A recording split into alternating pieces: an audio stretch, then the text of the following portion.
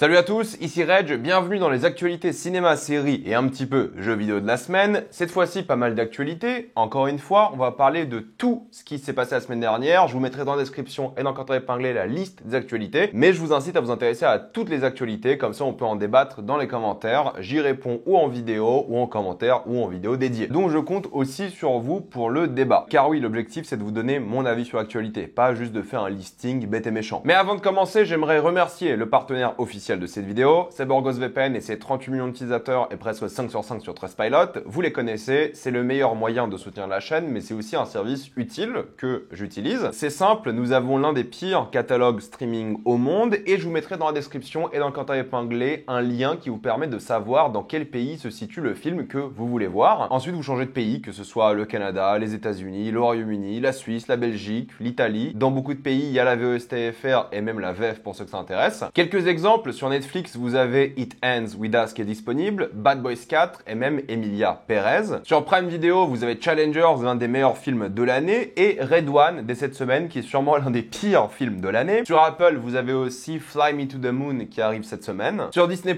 vous avez le nouveau film La Planète des Singes, vous avez Vice Versa 2, Deadpool et Wolverine et même Alien Romulus. Et sur Max, c'est la fête et encore une fois, utilisez Max depuis l'application officielle Max. Et vous avez accès à cette application même si vous avez Max via votre abonnement MyCanal. Parce que vous avez Horizon de Kevin Costner, vous avez Civil War, vous avez Trap, vous avez Beetlejuice 2 déjà, Joker 2 aussi dès cette semaine. Et pour ceux que ça intéresse, même le documentaire sur Christopher Reeves en Superman. Pour les gros consommateurs de YouTube comme moi, vous avez YouTube Premium pour beaucoup moins cher. Vous allez dans un pays de l'Union Européenne, que ce soit la Roumanie, la Bulgarie, et vous avez donc pas de publicité, vos vidéos en mode podcast où vous pouvez les télécharger. Et c'est bien d'utiliser l'Union Européenne parce que c'est plus simple d'accès et si vous n'y arrivez pas, il y a plein de tutos en ligne qui le font. Ça marche encore. Vous serez en bien plus grande sécurité avec un VPN, que ce soit sur la Wi-Fi de l'université, de l'hôtel, de l'aéroport ou même de chez vous. Vous pouvez partager un compte avec cette personne au total. C'est disponible sur tous vos appareils préférés sans aucun problème et en quelques clics c'est fait, tout le monde peut l'utiliser. Vous pouvez essayer par vous-même car vous êtes satisfait ou remboursé sous 45 jours et vous avez une assistance technique en français 24h7. Utilisez le lien dans la description, dans le commentaire épinglé afin de vous abonner à BorgosVPN et bénéficier de 83% de réduction plus 4 mois gratuits.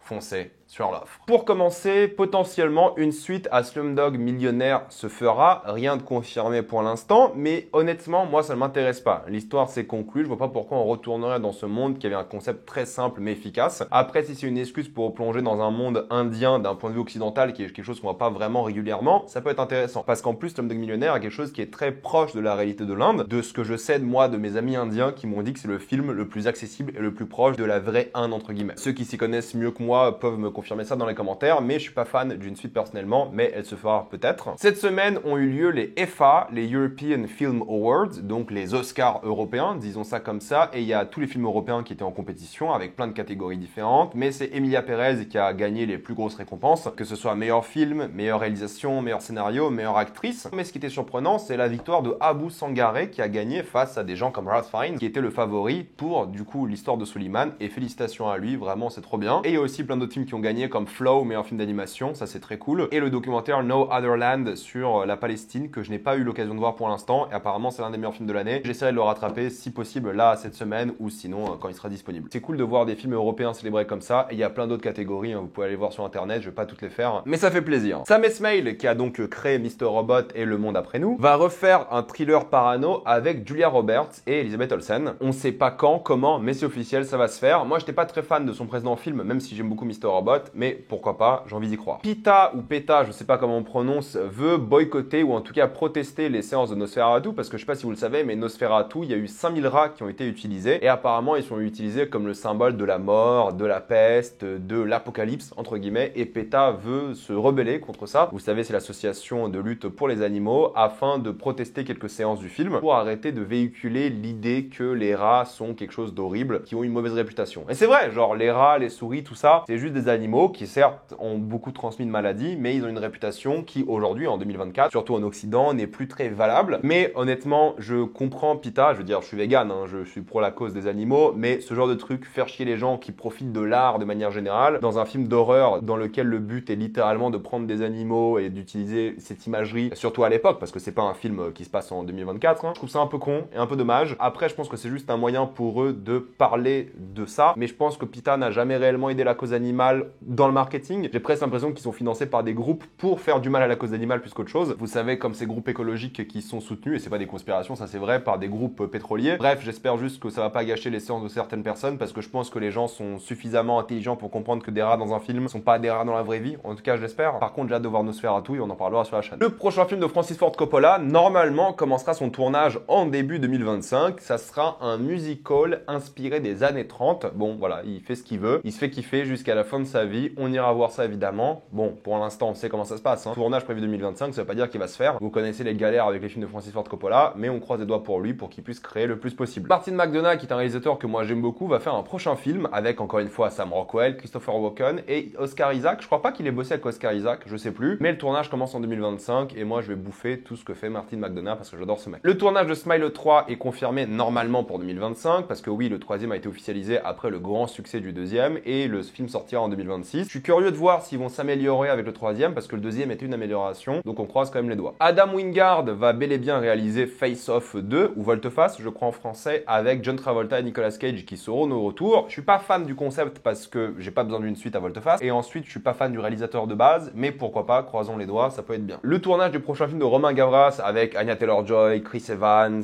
Salma Hayek, plein d'acteurs, bref, connus, vient de se terminer. Le film devrait sortir du coup l'année prochaine. On verra quand il y aura une bande-annonce, mais j'ai hâte de voir ce que ça va donner. Le film Sonic 3 aura plusieurs scènes post-génériques. Je sais pas si je vais rester jusqu'à la toute fin de Sonic 3. Je suis pas assez investi personnellement pour rester jusqu'à la toute fin du générique. Je regarderai en ligne les scènes de la toute fin, mais il y aura sûrement du coup une scène au milieu et à la fin du générique. Pourquoi pas? De toute façon, je pense qu'ils vont en faire plein des films Sonic vu les succès. Et je pense que Sonic 3 va tout exploser. Scrubs sera normalement de retour. Ils sont en train de négocier pour faire revenir tout le casting principal. Et écoutez, Scrubs, moi, c'est l'une de mes sitcoms préférées. J'adore, je suis un grand fan. Pas besoin d'une suite, surtout genre 20 ans après, un peu moins peut-être. Mais s'ils arrivent à ramener le casting de base, s'ils arrivent à faire une saison un peu nostalgique, fun, pourquoi pas? Mais j'ai pas besoin de Scrubs dans ma vie. C'était très bien. La saison 9 a prouvé qu'on n'a pas besoin de plus de Scrubs dans notre vie. Mais s'ils font un retour avec le casting original, why not? Yellow Jackets saison 3 sortira en février 2025. J'ai toujours pas vu la série. Apparemment, elle est pas mal, mais c'est pas mon genre de série, je pense. À voir, j'attendrai les critiques de la troisième pour voir si je me lance. Il y a aussi Sweet Pea qui a été renouvelé pour une saison 2, la série avec Ella Purnell. Deux séries avec Ella Purnell. Pas de date de diffusion chez nous en France, ce qui est dommage parce qu'apparemment la série est pas mal et visiblement elle a bien marché si une saison 2 est prévue. Barry Keoghan a désactivé beaucoup de ses réseaux sociaux car il se fait harceler. Je sais pas si vous l'avez vu cette semaine, mais apparemment Barry Keoghan, c'est une rumeur, on ne sait pas, a trompé Sabrina Carpenter parce qu'ils sont ensemble, ou ils étaient ensemble en tout cas, et il a reçu plein de menaces de mort. Il y a des gens qui sont venus chez lui, il y a des gens qui ont commencé à harceler son fils parce qu'il a un enfant, et du coup il a commencé à avoir des vrais problèmes. Et écoutez, moi je vais vous dire un truc, moi qu'une célébrité trompe une autre célébrité, je m'en cogne totalement. C'est leur business, tromper c'est pas la fin du monde. Alors oui, c'est pas bien dans un couple, hein, je suis d'accord, mais je veux dire pour nous en tant que spectateurs, qu'est-ce qu'on s'en fout que X personne trompe Y personne? Rien à faire. Qu'un homme tape sa femme, qu'un homme soit raciste, qu'il y ait des agressions, des choses comme ça, là oui, ça m'intéresse en tant que spectateur, mais juste qu'il y ait des tromperies, des histoires de cœur et tout, je m'en tamponne, total, rien à battre. Par contre, le fait qu'il se fasse harceler parce qu'apparemment il a trompé une célébrité qui a adoré Sabrina Carpenter, que j'aime bien aussi, j'aime bien sa musique, même si honnêtement ce qu'elle a fait avec Chappell Roan là récemment, Last Christmas, c'était nul, hein. Et j'adore Chappell Roan aussi, hein, surtout, hein. C'était dans mon top de Spotify. Le premier c'était Radiohead, mes deux moods de l'année. Mais laissez tranquille les célébrités, surtout pour des histoires comme ça. On sait même pas si c'est vrai, d'ailleurs c'est une rumeur. Au pire, le mec a trompé quelqu'un dans son couple, ça concerne personne. Il lui a pas fait du mal physiquement, peut-être émotionnellement, on n'en sait rien, mais c'est des histoires de cœur. C'est pas à nous de se mêler de tout ça. Arrêtons ces conneries, laissez le mec tranquille, et elle aussi, hein, si elle a des problèmes ou des choses comme ça, laissez-les tranquilles, bordel. Mettez cette énergie-là que vous avez quand c'est des vraies agressions, quand c'est des choses horribles, racistes, discriminatoires. Gardez cette énergie pour ce genre de truc. Encore une fois, je dis pas que tromper c'est bien, loin de là, mais c'est bon. En tant que spectateur, on s'en fout en réalité. Point box-office rapidement, Moana, déjà 600 millions pour un budget de 150, c'est énormissime, c'est déjà un énorme succès, ça va clairement dépasser le milliard. Wicked, 450 millions, ça va peut-être aussi dépasser le milliard, c'est très bien parti. Et petit truc sympathique, aux États-Unis, Interstellar est ressorti en IMAX pour les 10 ans du film et ça a rapporté 4,4 millions, voilà, en un week-end ou même une soirée, donc c'est excellent. Voilà, ressortez vos films, les gens vont les voir. Deux choses concernant Apple avec deux bandes annonces. La première, c'est Severance qui sort bel et bien le 17 janvier 2025. 3 ans d'attente, bordel. J'adore la bande annonce. Franchement, ça me donne grave envie. J'ai trop hâte de voir ça. Je pense que ça va être un chef-d'œuvre. Ça me chauffe grave. J'ai un peu peur tout de même parce qu'il y a eu des histoires en coulisses et tout qui étaient pas ouf, mais ça a l'air bien. Ensuite, il y a eu la bande annonce de The Gorge, un film avec Miles Teller, Anya Taylor-Joy, qui a l'air pas mal aussi. C'est Scott Derrickson qui réalise. Moi, j'aime bien Scott Derrickson. Vous pouvez voir la bande annonce. Ça sort le 14 février, ce qui est marrant parce que c'est la Saint-Valentin et on dirait que c'est une histoire d'amour, de SF, d'horreur. Allez voir la bande annonce. Je vais pas trop en révéler, mais ça a l'air pas mal. J'ai un peu peur que tout se passe uniquement en dehors de cette fameuse gorge. Vous verrez dans la bande annonce, mais ça me chauffe quand même. J'aurais bien aimé le voir en salle, mais ça sera sur Apple directement. C'est aussi sur Prime Video qu'il y a eu plein d'annonces avec la bande annonce de Reacher saison 3. Ils ont trouvé un mec qui est plus grand et costaud que Reacher, et ça c'est très drôle. Ça sort le 20 février et j'ai hâte. J'adore Reacher, c'est genre trop fun. Ils ont aussi sorti la bande-annonce d'Invincible saison 3 qui sort le 6 février et cette fois-ci ça sortira d'un coup, il n'y aura pas d'interruption, donc ça c'est une très bonne chose aussi. La bande-annonce m'a chauffé aussi, honnêtement, le style d'animation j'ai abandonné l'idée de voir un truc joli parce que ça sera toujours moche, mais ça m'a chauffé, j'avoue. Et aussi la bande-annonce de La Roue du Temps qui sortira le 13 mars. J'ai pas vu la saison 2, j'avais pas aimé la saison 1, mais pour ceux qui aiment La Roue du Temps, la saison 3 a eu une bande-annonce. Dites-moi ce que vous en pensez, je compte pas reprendre, mais pour les fans c'est bel et bien le 13 mars. Et il y a eu un casting pour Madame et Monsieur Smith saison 2, et moi je maintiens que la première saison était vraiment bien de cette série qui est sortie cette année. C'est Mark Edelstein qui a donc joué dans Anora cette année, il avait le rôle principal masculin et il était très bon dans Anora, donc j'ai hâte de le voir dans Monsieur et Madame Smith. Disney veut concurrencer Canal, vous savez, je vous avais dit il y a quelques semaines que Canal n'aura plus le droit de diffuser des films Disney à partir de 2025, et Disney sort de l'abonnement Canal, il faudra prendre un abonnement de côté, et vous savez, il y a la fameuse chronologie des médias. Plus vous financez le cinéma français, plus vous avez le droit de diffuser vos films tôt dans l'année. Vous savez, chez Canal, c'est 6 mois après la diffusion cinéma. Maintenant, chez Disney, c'est 17 mois. Donc Disney Plus veulent quadrupler leur investissement dans le cinéma français afin de plus avoir ces 17 mois et de réduire un nombre. Peut-être ça sera 6, peut-être 8, peut-être 9, on n'en sait rien, mais dans tous les cas, ils veulent réduire ce nombre. Ce qui est une bonne chose en réalité. S'ils financent du cinéma français, c'est cool qu'ils aient moins de temps pour diffuser leurs films. Je trouve ça très très bien. Et en plus, ça fera plus de films français et européens. Mais il y a plein de gens qui se sont énervés parce que c'est les grands méchants de Disney. Écoutez, le fait que Canal ait le monopole sur ça, j'ai toujours trouvé ça honteux. Oui, c'est eux qui financent le plus le cinéma français, mais ne faites pas genre comme si Canal c'était des gentils quoi. Arrêtons ce délire. C'est pas parce que c'est français que c'est forcément mieux. C'est Bolloré quand même derrière, donc un peu de considération, même s'ils financent le cinéma français et européen, et tant mieux. Moi, je m'en fous qu'ils perdent cet avantage par rapport à Disney. Si Disney veut faire la compétition, je trouve que c'est une bonne chose. Ça va pas ruiner Canal, ça va pas les foutre dans la merde. Il y aura juste plus de financement pour le cinéma français et les films Disney sortiront plus vite sur Disney+.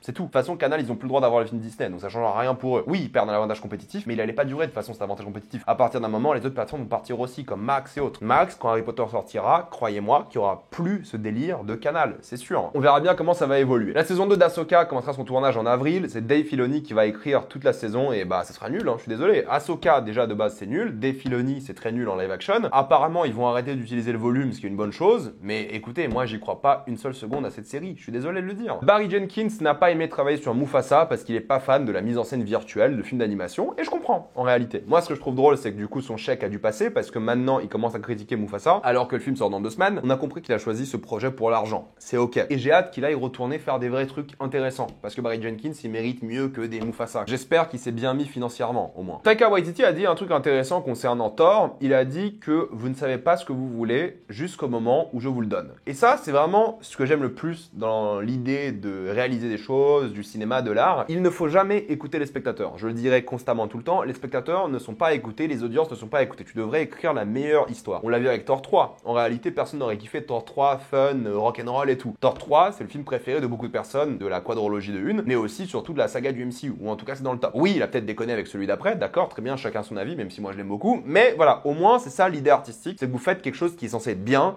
que les gens vont kiffer, et vous faites pas l'inverse. Ah, je vais faire un truc que les gens vont kiffer. Non, d'abord fais un truc bien. C'est ça qui est important. Un personnage dans Squid Game saison 2 sera un personnage transgenre qui devra gagner cette compétition afin de financer ses opérations justement de transidentité. Plein qui vont gueuler au wokisme, mais je trouve que c'est intéressant surtout dans une série en Corée du Sud où la question de la transidentité est vraiment hyper mal vue. C'est quand même une société, la Corée du Sud, extrêmement violente par rapport à l'apparence, par rapport au genre, par rapport aux femmes. Donc c'est intéressant de mettre une série comme ça et d'avoir un personnage qui veut financer ce genre d'opération et est prêt à risquer sa vie pour ça, parce qu'elle est pas bien dans son corps. La dernière saison de Euphoria sortira bel et bien en 2026. C'est confirmé par HBO. Et par contre, A Night of the Seven Kingdoms sortira bel et bien en été 2025. Et The White Lotus saison 3 sortira bel et bien en février 2025. Donc on va se régaler l'année prochaine sur HBO. Je vous avais dit que la musique de Dune 2 risquait d'être disqualifiée des Oscars parce qu'elle reprenait plein de thèmes de Dune 1. Eh bien, elle a été disqualifiée. C'est bon, c'est confirmé. Il n'y aura pas de Dune 2 dans la catégorie meilleure musique. Et en réalité, je peux comprendre. Le tournage d'Harry Potter commencera bel et bien en 2025. Et il y a plein de rumeurs sur des castings et autres. Je vais pas en parler maintenant. Lorsque ça sera officiel, j'en parlerai, vous avez tous vu les rumeurs, pas maintenant. Cependant, ce qui est intéressant, c'est qu'ils vont tourner dans le même studio que les films, et moi, je pense vraiment qu'ils vont reprendre le même Poudlard, ils vont reprendre les mêmes polices, ils vont tout reprendre. Ils vont refaire Harry Potter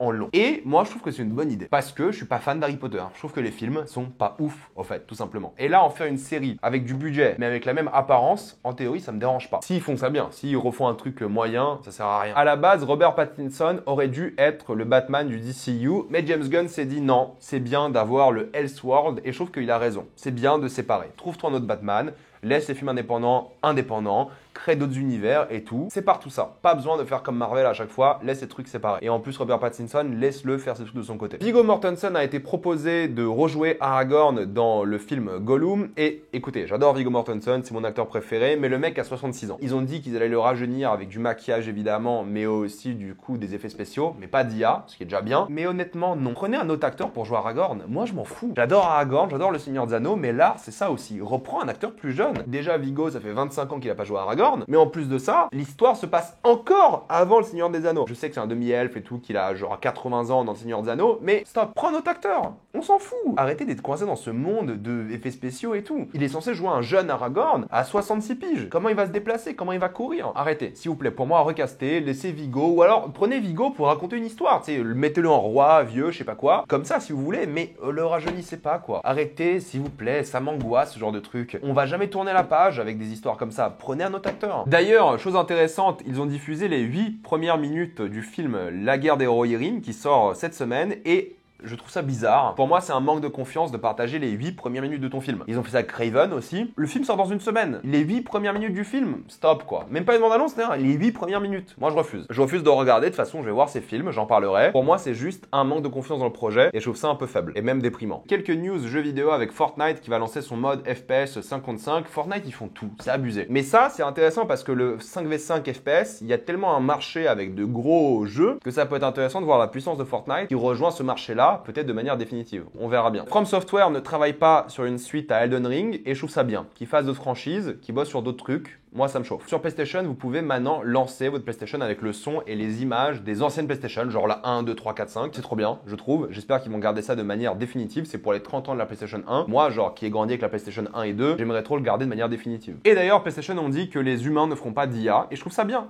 Genre, PlayStation et au Japon de manière générale, ils sont très anti-IA pour l'instant, en tout cas, et ils comprennent l'importance de leurs employés, même s'ils les font charbonner à mort, mais ils comprennent l'importance de la création. Et ça, c'est important et ça restera toujours important. X-Defiant d'Ubisoft a fermé. Normal, personne n'y jouait et c'est la crise pour Ubisoft. Je pense que là ils sont vraiment dans la merde. Je pense pas que leur prochain jeu Shadows va faire l'enfeu. On verra bien, mais vu la compétition qui arrive côté PlayStation, ça va être intéressant à voir. Kingdom Come sortira le 4 février 2025. J'ai pas joué au premier, je pense pas que c'est mon genre de jeu, mais pour ceux qui ont kiffé et la suite a l'air pas mal, continuez de kiffer, ça a l'air bien. Le PDG de Stalker est assez content parce que même si le jeu est sorti buggé, comme tous les Stalkers j'ai envie de vous dire, même si c'est pas une excuse, mais quand même, il est hyper content de ce que ça donne économiquement, il est hyper content des retours et Stalker 2 a l'air bien. Moi je pense pas que j'aurai le temps d'y jouer, mais je suis content que le jeu marche bien, surtout que si vous regardez le générique de Stalker 2, dans la catégorie In Memoriam, il y a tellement de gens qui sont décédés, parce que vous savez, il y a plein d'employés qui sont allés faire la guerre en Ukraine, et il y a énormément de personnes décédées, donc courage à eux, et je suis très content de leur succès. On leur souhaite évidemment que des bonnes choses. Et si on parle de choses dont je suis content de leur succès critique, en tout cas, c'est Indiana Jones. Voilà, moi j'y ai cru depuis le début, Machine Games, moi je les kiffe. Indiana Jones reçoit de super critiques, 87 sur Metacritic, c'est super bien noté, en réalité, je suis content. Je suis content pour les devs, j'ai envie d'y jouer, je le ferai peut-être un jour, car clairement ça donne envie. Et Marvel Rivals, le free-to-play, a commencé avec 10 millions de joueurs, bah bravo à eux, ça ferait une belle compétition à d'autres jeux du style. J'ai pas eu le temps de l'essayer, je pense pas que je l'essaierai, mais les gens ont l'air de s'amuser dessus, donc tant mieux. Et ils ont l'air aussi de respecter les joueurs, avec des Battle Pass que tu pourras faire quand tu veux, ils ont pas l'air d'avoir une monétisation agressive et des choses comme ça, donc bravo à eux aussi. Pour répondre à quelque chose par rapport à la semaine dernière, j'avais parlé un peu de blocking, et je me suis rendu compte après la sortie de la vidéo que j'avais coupé plein d'extraits qui étaient pas bons, où je parlais de blocking. En fait, le blocking au cinéma, c'est la manière dont tu vas préparer et répéter la composition de ton cadre. Où seront placés les différents personnages, quels objets seront devant la caméra, à côté, comment la caméra va bouger, ça sert à ça. Le blocking, c'est une étape de la pré-prod et de la répète pour savoir où sera placé tous tes trucs, les acteurs, les décors, la caméra, pour préparer ta scène. Donc c'est des choses qu'il faut répéter. Et on parlait du fait que c'était pas répété dans Gladiator 2 et que c'était critiqué. Je voulais rattraper ça. Je voulais aussi rattraper le fait que Black Doves n'est pas un film, c'est une série sur Netflix et je la regarderai pas. Du coup, déjà que le film me chauffait pas, alors en série ça me chauffe encore moins, mais apparemment c'est ok, sans plus. Et pour parler de ma vidéo concernant Conclave, oui, la fin sans spoiler de Conclave